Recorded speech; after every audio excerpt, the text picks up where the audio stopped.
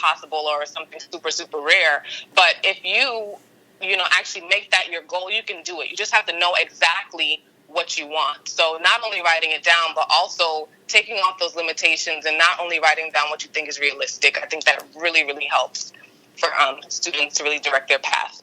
Okay, so writing out your goals, that's awesome. So what did the transition from coming out of college and going into creating your own business look like? So actually, when I was coming out of college, I did not even have the entrepreneurship bug yet in college. It didn't hit me until I was in law school, until after my first year of law school. And that came about because while I was in law school, I had quite a few different internships, but it felt like for me that nothing really matched for me. Like even smaller law firms, I really enjoy those because you get more client interaction. However, I found a lot of ways that I wanted to make the business better, and it wasn't up to me because, you know, I was an intern, I was a part-time student worker, whatever it might be, and so I wasn't able to implement those quote-unquote crazy ideas for marketing and strategy that I wanted to do for the firm because they had been, you know, in business for a certain amount of years, and up to me because and so they didn't really want to make any changes. Kind of like, if it's not broke, then don't fix it. If it's not broke, then don't fix it. So I wasn't able to be as creative in smaller firms. And bigger firms, it's really just not a great environment, especially as a lawyer. You kind of do work, and that's pretty much all you have. You don't have enough room to be very creative. So I didn't find a space for what I wanted to do. I wanted to be more than just a lawyer. I wanted to be, you know, I wanted to help with marketing. I wanted to help encourage my clients. I wanted to help in a lot of different areas. And so once I decided that the best thing for me to do was to start a business, then I actually did not apply to any jobs while I was in law school for post-graduation. So for me, making a decision to be an entrepreneur is like step number one. If you don't actually decide to do it, it's going to be very hard to do it. So once I decided, I didn't apply to any jobs, and I used the last 2.5 years of law school to really plan everything out. Wow, that's that's that leap where you're like, yeah, no, there's absolutely no plan B. I haven't even applied for any jobs. Yeah, you know what? I really don't believe in a plan B. It's really not for me, right? And I don't really. Sometimes I'm kind of skeptical about encouraging people not to have a plan B because everyone's drive is different. But for me, I only go with a plan A because if you have a plan B, then you're going to use it or you're going to want to fall back on it. You know, so had I applied to jobs and I got an offer for, I don't know, sometimes when you're starting out as a lawyer, it's a 6-figure income, that would have been pulling at me. You know, it would have been a lot harder to go with my heart with what I wanted to do, which was, you know, start my own business if you have some, you know, a salary sitting there waiting for you. And I didn't want to have that kind of pressure. I wanted to be able to stay true to myself and what I wanted to do. And so I didn't even give myself that chance to derail. Wow, that's bold. That's You have to be bold, though. That's not like anything great that you want to do. You have to do things that other people are not willing to do. You know, like the things that really make you scared and that fear comes from, that is really where your breakthrough is. You know, so of course it's scary that, oh my gosh, like after I graduate law school, what if I don't have a job? What if I don't make money? Like all of that fear, I use that into planning more so that I can overcome those things, you know, that are scary. But anything great, you know, is gonna be a little scary or a lot scary. And in the end, if you work very hard towards it, it'll be worth it. Okay, so tell me about the process of starting your business. Ooh, I was planning it like a mad woman. So not only was I in law school, so during the day I had classes and homework and all that stuff, but I really spent a lot of time, if not more time, working on my business than I was like in school and doing schoolwork. So I would create a list of the services that I wanted to offer, and I had this little thing that I created or came up with. I made maybe like, I don't know, 30 or 40 services or types of contracts that I wanted to be able to do. And so what I did was I highlighted in green the contracts or the services that I knew how to do right now and would be comfortable charging people. I highlighted in yellow those services that I kind of knew how to do, but I needed to brush up in a little bit.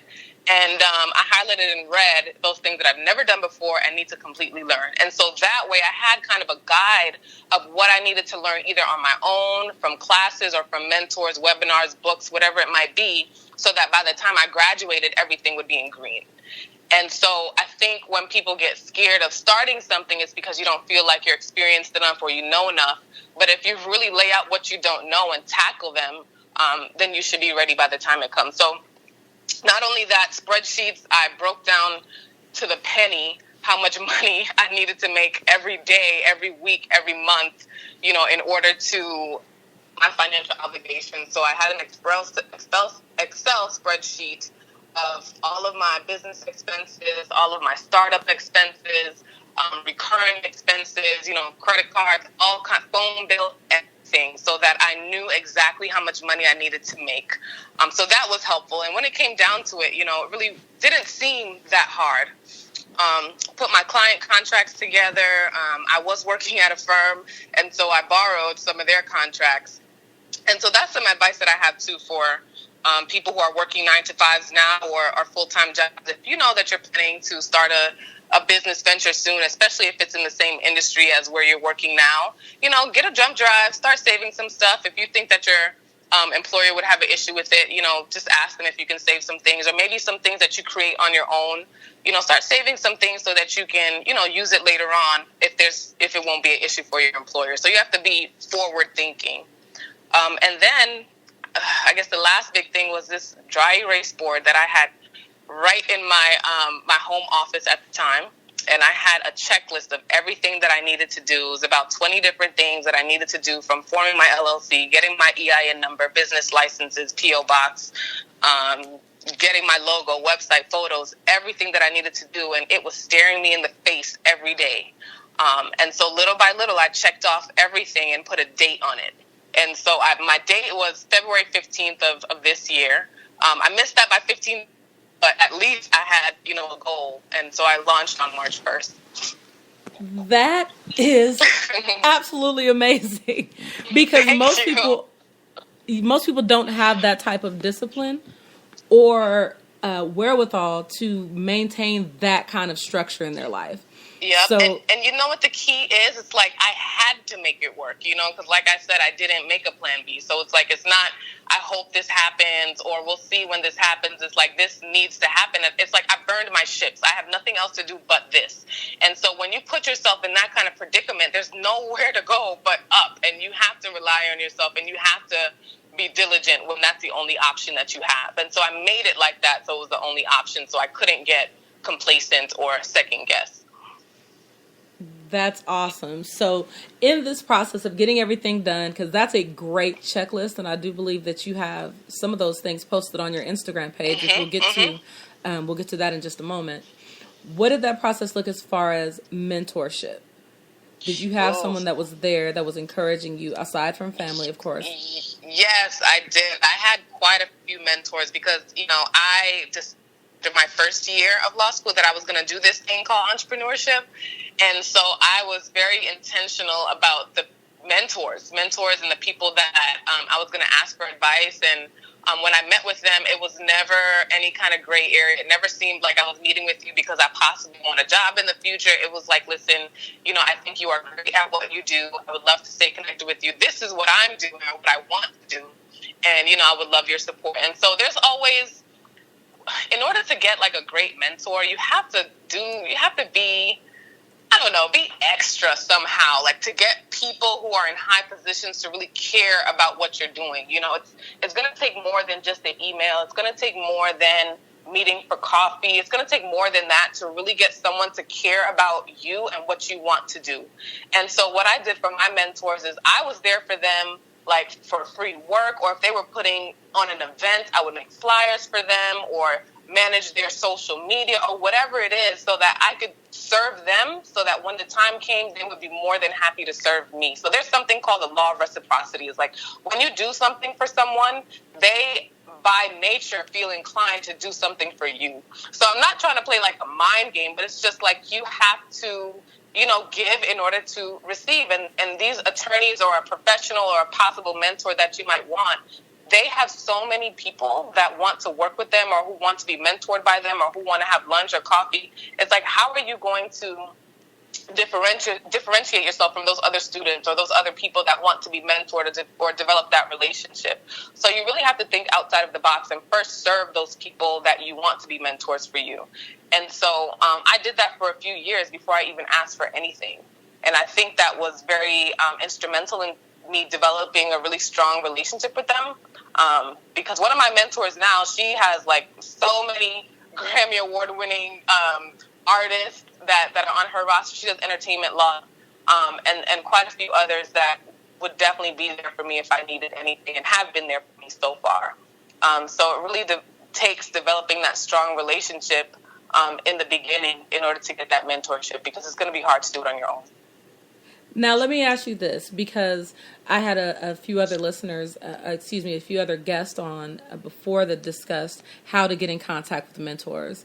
And it's not always easy to get the eye or the ear of what I consider fancy pants.